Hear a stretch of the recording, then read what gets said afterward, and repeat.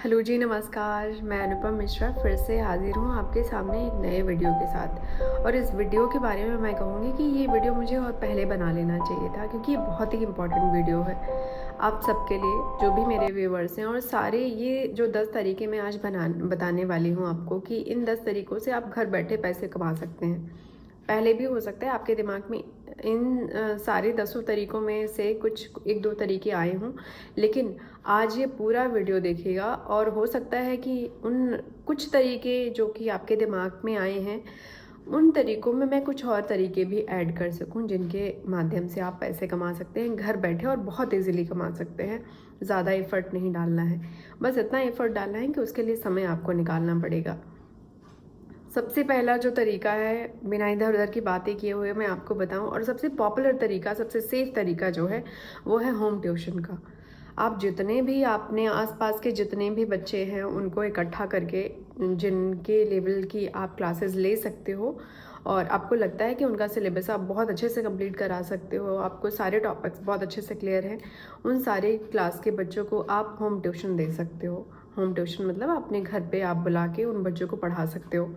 आजकल तो ऑनलाइन का ज़माना है, तो एक आप व्हाट्सएप ग्रुप क्रिएट करके अगर चाहो तो उन बच्चों को उनके टाइम के अकॉर्डिंग या फिर अपने टाइम के अकॉर्डिंग उनको ट्यूशन्स दे सकते हो, ये भी। और दूसरा तरीका ये है कि आपकी हॉबी से रिलेटेड आप चाहो तो यूट्यूब पे वीडियोस बना सकते हो, वो भी आप सिर्फ अपने घर बैठ के कर सकते हो। कुछ कुछ ऐसी टेक्निकल चीज़ें हैं जो कि आपको सीखनी पड़ेंगी यूट्यूब पे वीडियो डालने में, लेकिन बहुत बड़ी कोई चीज़ नहीं है, बहुत ही आसान चीज़ें हैं, छोटी छोटी चीज़ें हैं, जिसकी सारी क्लासेस, कुछ कुछ वीडियोस जो हैं एडिटिंग वाली वीडियोस, आप यहीं वीडियो मतलब यहीं आप यूट्यूब से ढूंढ के सर्च करके सीख सकते हो और छोटे छोटे वीडियोस बना सकते हो। धीरे धीरे अगर आप बनाओगे तो आपकी एक कंसिस्टेंसी बनी रहेगी। हाँ, यूट्यूब में वीडियो बनाने में सबसे ज़्यादा ज़रूरी है कि आप रेगुलर बेसिस पे वीडियोस डालते रहें, क्योंकि मेहनत तो हर जगह करनी पड़ती है, और आपको यहाँ पे भी मेहनत करनी पड़ेगी। बहुत सारे लोग हैं, आप कहेंगे कि अगर आपका फेस अच्छा नहीं है तो आप यूट्यूब पे नहीं चलोगे, ऐसा बिल्कुल नहीं है। कितने सारे लोग हैं जिनका फेस से कोई लेना देना ही नहीं है। बहुत सारे लोग ऐसे हैं जो कि अपने कंटेंट के बेसिस पे बहुत सारे पैसे कमा रहे हैं। तो आप अगर यूट्यूब पे आ रहे हो तो आप कोशिश करो कि आप अपनी इंटरेस्ट की चीज़ें डालना शुरू करो, और थोड़ी बहुत एडिटिंग भी आनी चाहिए, उसके बेसिस पे आप पैसे कमा सकते हो। और यूट्यूब पे वीडियो डालने के साथ साथ आप अगर चाहो तो एफिलिएटेड मार्केटिंग भी होती है, उससे आप कनेक्ट होके भी आप अपने वीडियोस में उन सब चीज़ों को प्रमोट करके या फिर उनका लिंक डाल के डिस्क्रिप्शन में या फिर कैसे भी आप पैसे वहाँ से भी कमा सकते हो। तीसरी जो स्किल है वो मैं बात करूँगी, बहुत ही परंपरागत है, मतलब हमारी दादी नानी के टाइम से ये चीज़ें होती आई हैं। कढ़ाई, बुनाई और सिलाई। सिलाई तो आजकल, मतलब अगर आपको अच्छी स्टिचिंग आती है ना, तो आप घर बैठे आप सच में बहुत अच्छे पैसे कमा सकते हो। ब्लाउज़ की और बच्चों के इतने सारे कपड़े होते हैं, छोटे छोटे डिज़ाइनर कपड़े आप बनाना शुरू करो, और कुछ कुछ डिज़ाइन आप यूट्यूब से सीखो, कहीं से भी सीखो। आपके पास अगर आप कुछ करना चाहोगे ना, अगर आपका किसी भी फील्ड में ऐसा इंटरेस्ट है, तो उससे रिलेटेड आपको बहुत सारा मटेरियल मिल जाएगा, बहुत सारी चीज़ें मिल जाएंगी, और एक बार आप करना शुरू करोगे तो आपका हाथ भी उसमें सेट हो जाएगा, और आपके पास कस्टमर्स भी आना शुरू हो जाएंगे। 1-2 लोगों के सूट अगर आप अच्छे सिल देते हो ना, ये होता है, बहुत ही नॉर्मल सी बात है। अगर आप सूट अच्छा सिल देते हो तो वो 2 लोग 4 लोगों को बताएंगे, 4 लोग 8 लोगों को बताएंगे, मतलब धीरे धीरे आपकी पब्लिसिटी होने लग जाती है, आपके कस्टमर बढ़ने लग जाते हैं। और ये ऐसी चीज़ है जो कि बहुत ही, मतलब आपको ढूंढना ही नहीं कि कौन पहनेगा। शादियों का सीज़न हो, कोई त्योहारों का सीज़न हो, या फिर नॉर्मल बेसिस पे भी कपड़े तो सभी लोग पहन रहे हैं, और सबको डिज़ाइनर कपड़े चाहिए। आजकल जो भी लेडीज़ घर पे हैं या फिर वर्किंग हैं, जो भी बाहर आ जा रही हैं, बच्चों के कपड़े हैं, कितने अच्छे अच्छे कपड़े, सेलिब्रिटीज़ के कपड़े लोग कॉपी करना चाहते हैं। आप देखो कि टीवी सीरियल में या फिर कहाँ कहीं पे भी कैसे ब्लाउज चले, उसको बनाने की कोशिश करो, आपके पास सिंपली ऑर्डर्स आना शुरू हो जाएंगे। मेरा बताए अल्टीमेटली कहने का मतलब ये है कि अगर आपके अंदर कोई भी एक हुनर है ना, उसके बेसिस पे आप पैसे घर पे बैठ के कमा सकते हो। कोई बहुत बड़ी बात नहीं है। कढ़ाई में यही अभी मैंने बात की सिलाई की, अब कढ़ाई की हो गई। कढ़ाई पहले होता था, हाँ चलो क्रोशिया वगैरह का काम होता था, लोग बुनाई भी, लेकिन अभी भी ये लोग बुनी हुई स्वेटर्स या फिर बच्चों के लिए बनवाना चाहते हैं। टोपियाँ इतनी सुंदर सुंदर, अभी सर्दियाँ आ रही हैं, सर्दियों के लिए बहुत सुंदर सुंदर स्वेटर, सॉक्सेस इतने प्यारे प्यारे, अगर आप अपने हाथ से इतने सुंदर डिज़ाइन के लोग बनाते हैं कि मन करता है कि कहाँ मिलेगा। और जो आप अपने हाथ से बना के दे रहे हो ना, उनको किसी भी ब्रांड में नहीं मिलेगा, कहीं ढूंढने से नहीं मिलेगा, किसी शॉप पे नहीं मिलेगा, वो सिर्फ आपके पास मिलेगा। तो आप ये मान के चलोगे कि जो भी आप कर रहे हो, जो आप कढ़ाई बुनाई कर रहे हो, उसमें थोड़ा सा चेंजेस करके, थोड़ा सा और क्लियरिटी लाके, या फिर उसमें थोड़ा परफेक्शन लाके आप पैसे कमा सकते हो। जो आस पास के लोग हैं उनको आप बोलो कि हाँ ठीक है मैं बना दूंगी, थोड़ा समय लगता है और इतना मैं चार्ज करती हूँ। मतलब पैसे की बात आप बिंदास करो। आप जब कोई भी काम शुरू कर रहे हो ना, तो ये सोच के करो कि आपको इसमें पैसे कमाने हैं, तभी आप कर पाओगे। आप हिचक हिचक के करोगे तो एक तो आपके पास टाइम उतना होता नहीं है, अगर आपने निकाला भी हो तो वो वर्थ इट होना चाहिए। और अगर आपने एक बार पैसे के लिए बोलना शुरू कर दिया, तो हो सकता है कि जो लोग हिचक रहे हैं, जो लोग क्योंकि आपके जो भी आपके पास जो आ रहे हैं ना, वो सिंपली वो लोग आएंगे जो आपके बहुत ज़्यादा क्लोज होंगे। लेकिन आप पैसे जब लेना शुरू करोगे ना, तो आपके पास वो लोग भी आएंगे जो आपके बहुत क्लोज नहीं हैं, लेकिन एक बिजनेस के मामले में अगर उनको ये पता चलेगा कि आप ये चीज़ पैसे लेके दे देते हो बना के, तो फिर वो आपको बेहिचक आके बोल पाएंगे। बहुत सारे ऐसे लोग हैं जो कि अगला फ्री में कर रहा है तो वो फ्री में काम नहीं कराना चाहते, उनको भी ये लगता है कि अगला फ्री में कितना बनाएगा। तो आप कोशिश करें कि अपना एक रेट फिक्स करके किसी एक को बता दें, तो वो अगले को बताएगा। इससे ये होगा कि आपकी मार्केटिंग भी बढ़ती रहेगी, आपका एक ग्रुप बन जाएगा, और हर सीज़न में या फिर कहीं से भी कितने सारे बच्चे पैदा होते हैं, और बच्चों को सुंदर सुंदर कपड़े पहनाना मतलब मुझे पर्सनली बहुत अच्छा लगता है। और सारी लेडीज़ ऐसी होती हैं, लेडीज़ हो गए, जेंट्स हो गए, उनको कुछ कुछ चीज़ें, छोटी छोटी शॉल बनाना बच्चों की, जो आजकल होते हुए पोचू शॉल होती हैं, वो सभी हाथ से बुनी हुई जो शॉल्स होती हैं बहुत ही प्यारी लगती हैं। उन सारी चीज़ों को आप बना के अपने लोकल एरिया में या फिर जो भी आपके पास जो लोग आते हैं उनके हाथों आप सेल भी कर सकते हो, और आपकी कमाई भी हो सकती है। ये जो चौथा तरीका मैं बताऊंगी वो भी बहुत ही, और सबके हर घर की ज़रूरत है, समझ लो। छोटे बच्चे से लेके जो पढ़ाई लिखाई वाले हैं, जो हॉस्टल में रह रहे हैं, जो घर बार संभाल रही हैं, या फिर ऑफिस जो लोग जा रहे हैं, मतलब मैं कहना चाह रही हूँ कि उनकी ज़रूरत है और उनकी डिमांड है खाने की, समझ लो। कोई भी ऐसी चीज़ जो कि आप बनाती हैं, नमकीन बना लेती हैं, आप नमकीन बोलना शुरू कर दीजिए, मैं बना लेती हूँ, अगर आपको इतनी की ज़रूरत है तो मैं इतना बना के आपको दे दूँगी। नमकीन हो गया, अचार हो गया, और भी कुछ ऐसे डिशेस हैं जो कि आप बना के और उनको दे सकते हो। हाँ, जो है वो समझ लो बहुत इम्पॉर्टेंट है, वो है टिफ़िन सर्विस। टिफ़िन सर्विस क्यों इम्पॉर्टेंट है? वो इसलिए क्योंकि ऑफिस गोइंग जितने लोग हैं वो सारे लोग, कभी कभी ऐसा होता है हमारी पोस्टिंग बहुत दूर हो जाती है और हम अपने हाथ का खाना नहीं खा पाते, या फिर हमारे पास उतना टाइम नहीं होता है। जो बच्चे बाहर रह के पढ़ाई कर रहे हैं, जो हॉस्टल में रह के पढ़ाई कर रहे हैं, कभी कभी उनको हॉस्टल का खाना नहीं पसंद आता है, तो वो घर का खाना खाना चाहते हैं। वो चाहते हैं कोई ऐसा हो जो कि घर का खाना बना के दे, घर जैसा स्वाद मिले। तो आप आसपास के लोग जो ऐसे हैं उनको ये चीज़ें बता के, या फिर कहीं आप ऐसे रिलेटेड मैं आपको एक स्टोरी बताऊँ, बहुत ही रियल स्टोरी है। कि लेडी थी, उन्होंने वो क्या करते थे, अपने हस्बैंड के लिए जो टिफ़िन था वो पैक करके देते थे, और धीरे धीरे उनके साथ वाले, जो उनके हस्बैंड के साथ के जो कलीग थे, वो भी कहने लगे कि मुझे खाना आपकी मतलब आपके घर का खाना बहुत पसंद है। तो साथ में खाते थे तो एक स्वाद अच्छा लगता था। उन्होंने कहा, उनमें से एक ने कहा कि हमें, क्या मेरे लिए भी खाना ला सकते हो? तो वो एक और डब्बा लेके जाने लगे। मंथ के एंड में उन्होंने क्या किया, जो डब्बा मंगा रहे थे उन्होंने कुछ पैसे दिए, लेकिन उनके हस्बैंड नहीं ले रहे थे, लेकिन उन्होंने ज़बरदस्ती तब भी पैसे दे दिए। तो उसके बाद उन्होंने आके घर पे बताया अपनी वाइफ को कि ऐसे ऐसे हुआ है और उन्होंने इस चीज़ के पैसे दिए हैं। पहले तो उसने भी मना किया कि नहीं नहीं ऐसे कैसे, उनको भाई साहब को वापस कर दीजिएगा, पर फिर उन्होंने कहा नहीं नहीं वो वापस नहीं लेगा। फिर एक से ये हुआ कि दूसरा भी, उन्हीं के ऑफिस में उन्होंने भी बोला कि अगर आप इनका ला रहे हो तो एक और टिफ़िन मेरे लिए ले आया करिए, भाभी जी खाना बहुत अच्छा बनाती हैं, और इसी तरीके से मेरा भी टिफ़िन आ जाया करेगा, खाना भी अच्छा और घर का मिल जाया करेगा। अब एक ही ऑफिस में 3 लोग सेम घर का खाना खा रहे हैं, एक ही लेडी के हाथ का खाना खा रहे हैं। इससे क्या हो रहा है, उन दोनों की ज़रूरतें पूरी हो रही हैं। उनको खाना मिल जा रहा है, उनको ज़रूरत है थोड़े बहुत पैसों की, वो पैसे उनको मिल जा रहे हैं। धीरे धीरे उनकी ब्रांडिंग हो गई। ब्रांडिंग मतलब थोड़ा पब्लिसिटी हो गई, लोग जानने लग गए। आसपास के लोग जो किसी और ऑफिस में भी जाते थे, उन्होंने भी बोलना शुरू कर दिया कि भाई हमें भी ये ज़रूरत है, और आप जो भी चार्ज करती हैं आप ले लीजिए और हमें टिफ़िन बना के दे दिया करिए।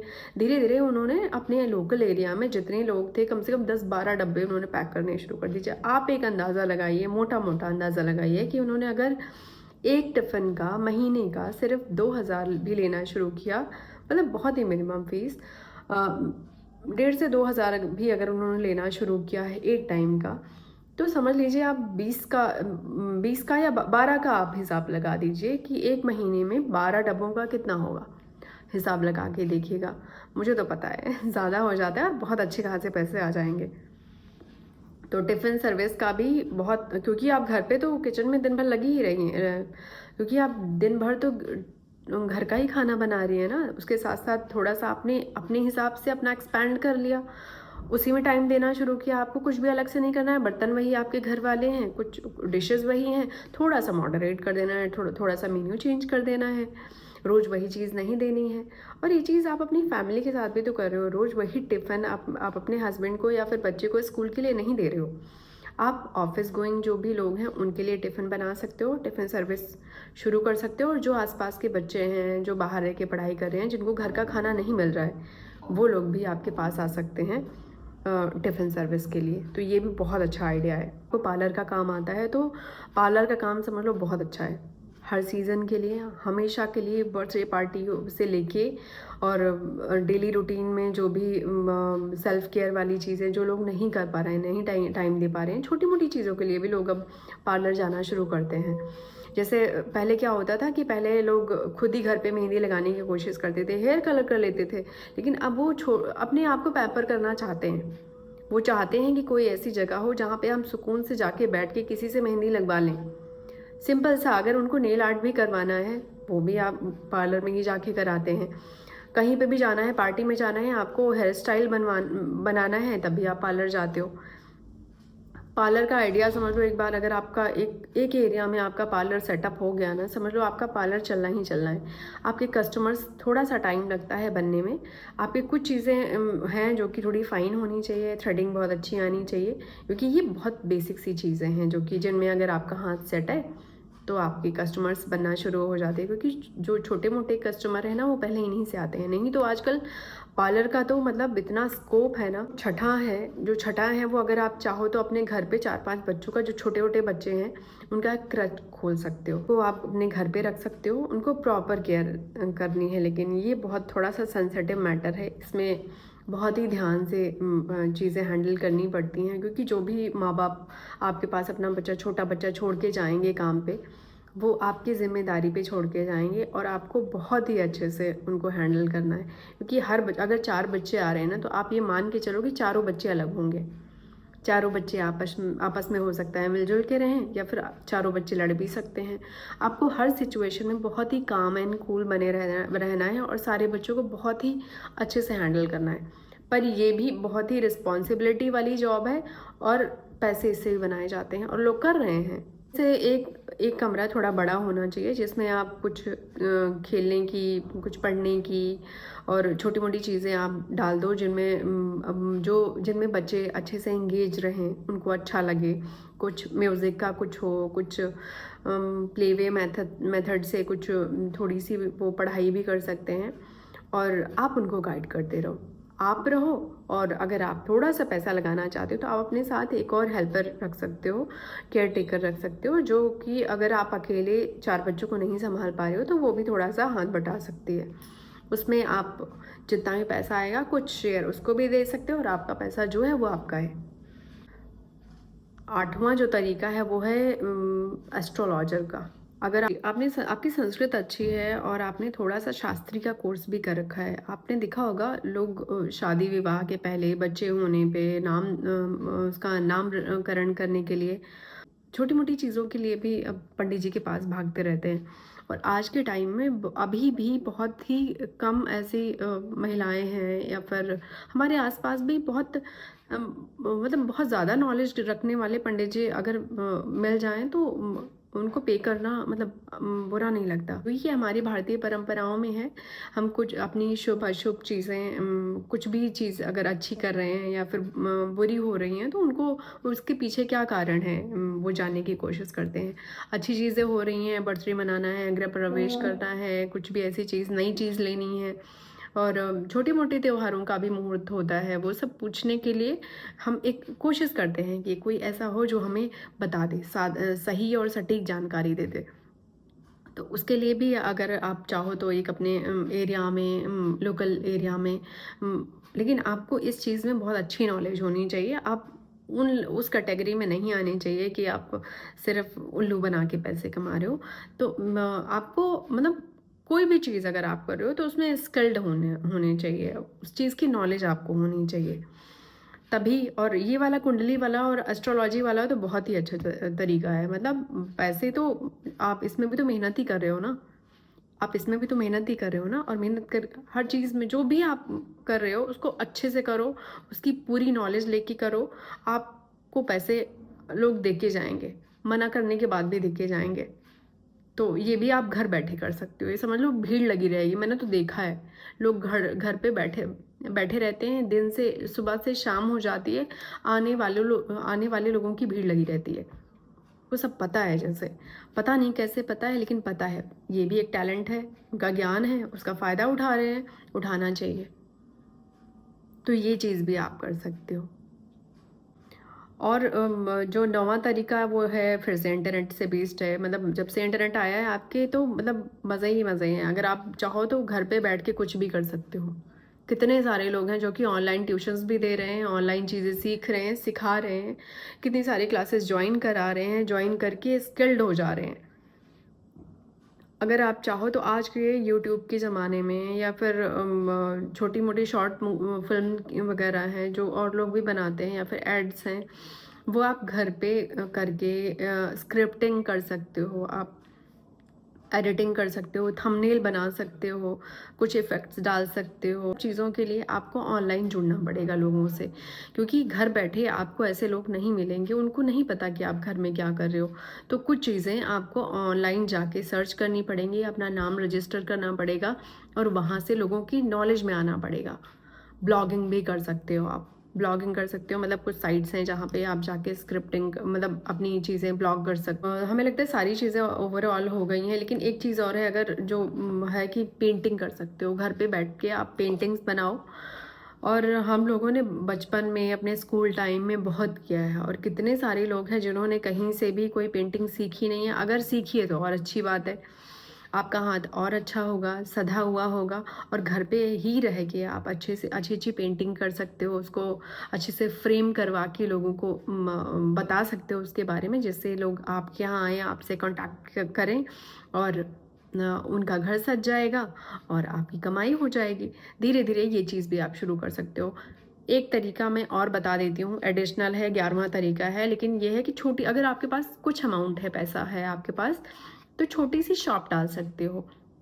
जहाँ आप रहते हो वहीं पे आप छोटे छोटे, मतलब बहुत बड़ी अचानक से तो नहीं, लेकिन स्टेशनरी की शॉप डाल दी, गिफ्ट शॉप डाल दी, जैसे जहाँ पे रहते हो, जिस घर में रहते हो उसका थोड़ा सा कुछ रूल्स होते हैं उस सोसाइटी वगैरह के जहाँ पे भी आप रहते हो, उन सबको फॉलो करते हुए अगर आपके घर में ही अगर एक एक्स्ट्रा रूम है तो उसमें आप शॉप डाल सकते हो।